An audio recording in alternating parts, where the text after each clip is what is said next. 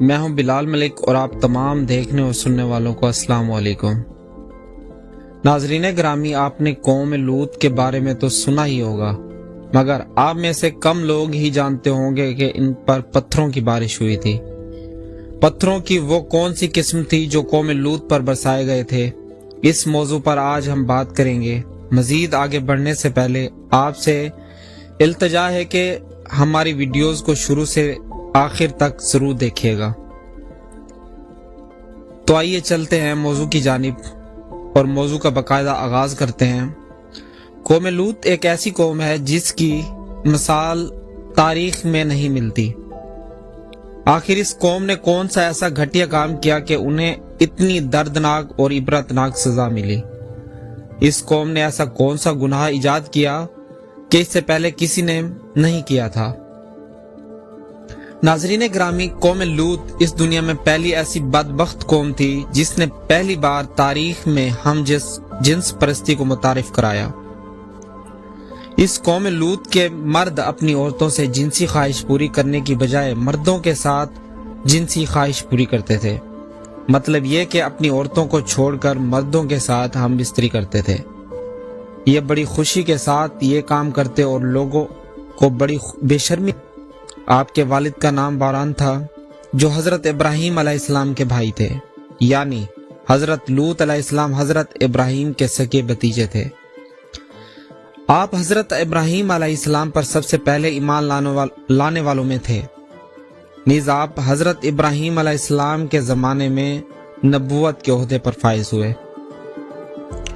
ناظرین گرامی، یعنی آپ اپنے والد کی وفات کے بعد حضرت ابراہیم علیہ السلام کے ساتھ بابل میں مقیم تھے، پھر ایک عرصے بعد صدوم میں منتقل ہو گئے۔ صدوم کے ساتھ 5 خوبصورت شہر آباد تھے۔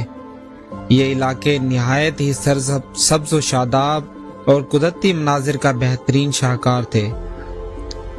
یہ لہلہاتے کھیت اور باغات کی کثرت وہاں کے باسیوں کی ضروریات سے کہیں زیادہ تھے۔ یہی بات تھی کہ دوسری بستیوں کے لوگ بھی اپنی غذائی ضروریات پوری کرنے کے لیے ان بستیوں کا رخ کرتے تھے، مگر یہ بات قوم لوط کی بستی کے لوگوں کو پسند نہ تھی۔ ان کے مطابق جو بھی سبزیاں، پھل اور جو بھی باغات تھے ان پر صرف ان کا ہی حق ہے۔ ناظرین گرامی، قریبی بستیوں کے لوگ اپنی غذائی ضروریات پوری کرنے کے لیے ان کی بستی کا رخ کرتے تھے، مگر یہ بات قوم لوط کو گوارا نہ تھی اور وہ ان کے منع کرنے پر بھی ڈرتے تھے۔ جب کوئی قوم خدا کی دی ہوئی نعمتوں کا شکر ادا کرنے کی بجائے ان پر غرور اور تکبر کرتی ہے تو ایسے لوگوں کے دل اور دماغ پر شیطان قابض ہو جاتا ہے، اور پھر یہ ہوتا ہے کہ وہ ابلیس کے نقش قدم پر چلنے لگتے ہیں۔ ناظرین گرامی، ایک دن قوم لوط کے لوگ باہر سے آنے والے باسیوں کے بارے میں غور و فکر کرنے میں مصروف تھے کہ اچانک وہاں پر ابلیس ایک بزرگ کی شکل میں ان کی محفل میں آیا اور کہا، اے قوم لوط، اگر تم ان لوگوں سے چھٹکارا چاہتے ہو یا پیچھا چھڑانا چاہتے ہو تو میری کہی ہوئی باتوں پر عمل کرو۔ تو وہ سب راضی ہو گئے۔ تو انہوں نے اس سے پوچھا کہ بتائیے کہ کیا کرنا ہے؟ تو اس نے کہا کہ میں کل بتاؤں گا۔ اور پھر دوسرے دن وہ ابلیس ایک خوبصورت نومر لڑکے کی شکل میں آیا اور ان کو اکسایا کہ وہ عورتوں کی بجائے مردوں کے ساتھ فعل بد کرنا سیکھیں، اور ان کو باقاعدہ طور پر فعل بد کرنا سکھایا۔ اس کے بعد انہوں نے شیطان کی ماں پر ایک ایسا گناہ ایجاد کیا جس کا آدم علیہ السلام سے پہلے کسی کو خیال نہیں آیا۔ یہی وہ وقت تھا جب اللہ تعالیٰ نے لوط علیہ السلام کو ایک نبی کے روپ میں اس قوم کی اصلاح کے لیے بھیجا۔ حضرت لوط علیہ السلام نے انہیں دین کی ترغیب دی اور اس بدکار عمل سے منع فرمایا۔ قرآن مجید میں ارشاد باری تعالیٰ ہے، اور لوط کو یاد کرو جب انہوں نے اپنی قوم سے کہا کہ تم برائی کے کام کیوں کرتے ہو؟ تم عورتوں کو چھوڑ کر لذت حاصل کرنے کے لیے مردوں کی طرف کیوں مائل ہوتے ہو؟ حقیقت یہ ہے کہ تم احمق لوگ ہو۔ ناظرین گرامی، حضرت لوط علیہ السلام اپنی قوم کی عادت کی وجہ سے، اس بری عادت کی وجہ سے بڑے فکر مند رہتے تھے اور دن رات ان کی نصیحت کرتے تھے، لیکن اس پر عمل کا کچھ اثر نہ ہوتا تھا، کیونکہ جو بھی بات کرتے تھے وہ اس کو ٹال دیتے تھے۔ اس کے برعکس وہ کھلے انداز میں اس کام کو کرتے، اس کے ساتھ وہ حضرت لوط علیہ السلام کے ساتھ بھی سخت رویہ اپناتے۔ ناظرین گرامی، قرآن مجید میں ارشاد باری تعالیٰ ہے، اور قوم لوط نے بھی پیغمبروں کو جھٹلایا جب ان سے پہلے ان کے بھائی لوط نے کہا کہ تم کیوں ڈرتے ہو، میں نے تمہارا امانت داد پیغمبر ہوں، تو اللہ تعالیٰ سے ڈرو اور میرا کہنا مانو، میں تم سے اس کام کا بدلہ نہیں مانگتا، بدلہ اللہ تعالیٰ کے ذمہ ہے۔ کیا تم اہل عالم میں سے لڑکوں پر مائل ہوتے ہو اور تمہارے پروردگار نے جو تمہارے لیے تمہاری بیویاں پیدا کی ہیں ان کو چھوڑ دیتے ہو؟ حقیقت یہ ہے کہ تم حد سے نکل جانے والے ہو۔ پیارے دوستو، انہیں حضرت لوط علیہ السلام کا سمجھانا برا لگتا تھا، چنانچہ انہوں نے حضرت لوط علیہ السلام سے کہا کہ اگر اس طرح تم ہمارے کاموں میں مداخلت کرتے رہے تو ہم تمہیں بھی اس بستی سے نکال دیں گے۔ حضرت لوط پریشان ہوئے اور انہیں راہ راست پر لانے میں مصروف رہے، لیکن ہوا یوں کہ مرض بڑھتا گیا اور آخر کار انہوں نے خود عذاب الہی کا مطالبہ کر دیا۔ اللہ تعالیٰ نے اب تک انہیں محفوظ رکھا ہوا تھا، چنانچہ انہوں نے اب خود اپنے اوپر عذاب کا تقاضا کر دیا تھا، تو ان کو سبق سکھانا ضروری تھا۔ انہوں نے کہا کہ اے لوط، اگر تم سچے ہو تو ہم پر عذاب لے آؤ، اور قوم کے اس مطالبے کے بعد حضرت لوط علیہ السلام کو یقین ہو گیا کہ یہ اب راہ راست پر نہیں آئیں گے۔ اللہ تعالیٰ نے ان کے دلوں پر برائی کی مہر ثبت کر دی ہے۔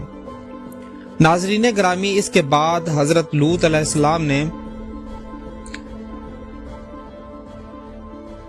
بے بسی کے عالم میں ہاتھ پھیلایا اور اللہ تعالیٰ سے التجا کی کہ اے میرے پروردگار، ان کو راہ راست پر لا۔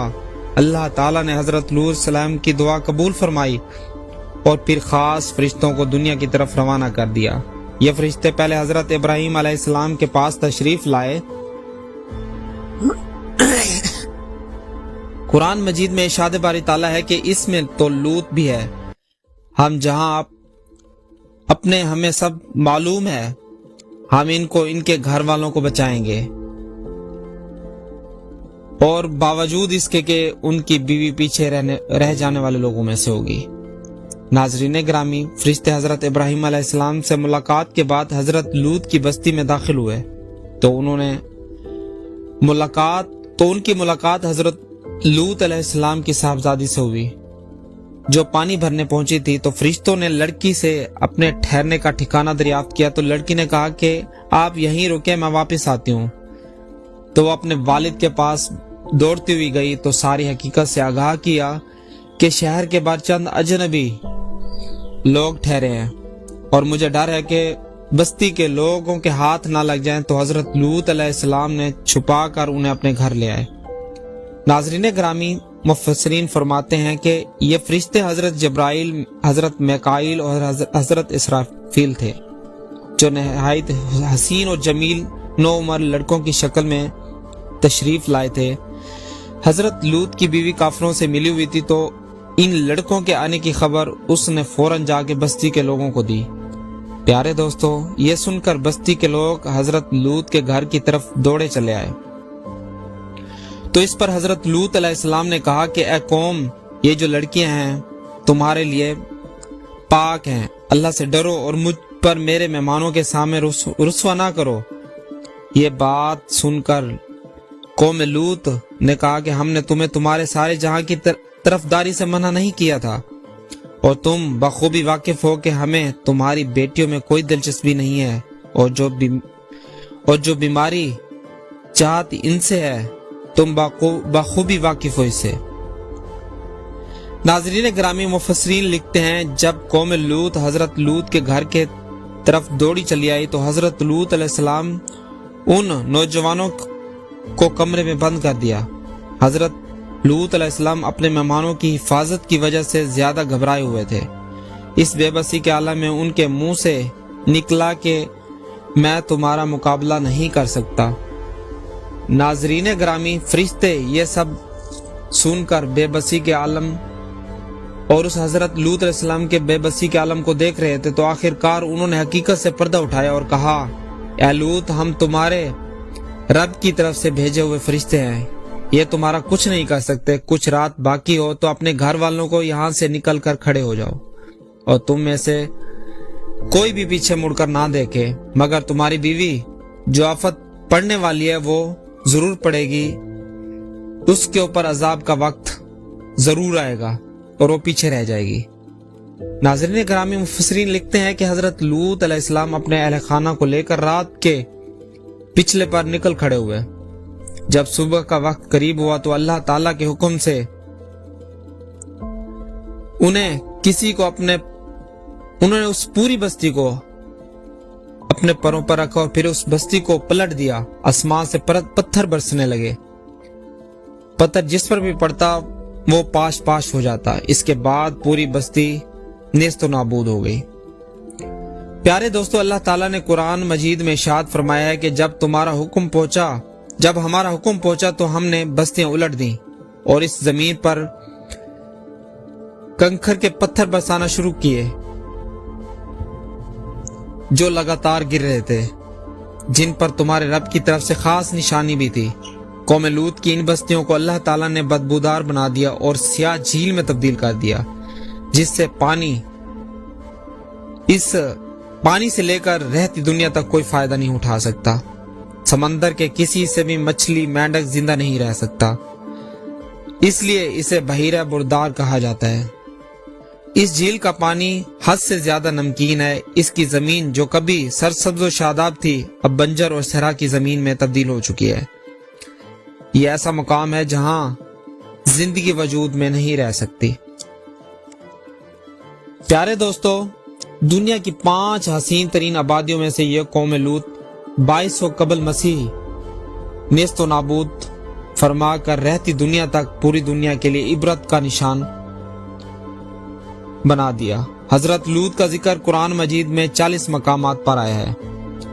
ناظرین گرامی، امید کرتے ہیں کہ آپ کو یہ ویڈیو پسند آئی ہوگی اور اسے زیادہ سے زیادہ اپنے تمام دوستوں کے ساتھ شیئر کریں اور چینل کو سبسکرائب کرنا ہرگز نہ بھولیے گا۔ ایک نئی ویڈیو کے ساتھ بہت جلد آپ کے سامنے حاضر ہوں گے، تب تک کے لیے اللہ حافظ۔